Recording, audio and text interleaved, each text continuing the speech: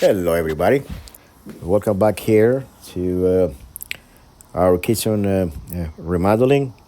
So this video is let's say during the construction. Just I wanted to show you what has been done so far. For those that seen the video before, they get a better idea.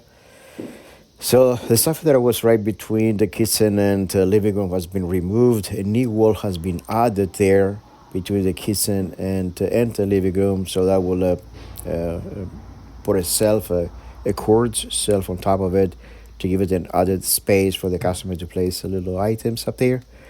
Uh, the drywall has been repaired. The cabinets have been removed. All necessary repairs have been done, and the electrician added a couple of ground fault interrupters, did his electrical work. So the floor has been delivered, as you can see.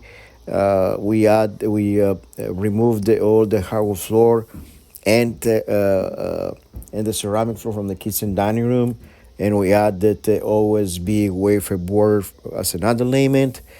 We're going to be installing the engineered floor that is waterproof, engineered floor, which we purchased from Floor and Decor. So that's about it for now. Just give me a couple of weeks and you will see the finals. Thank you for watching my video. Bye bye.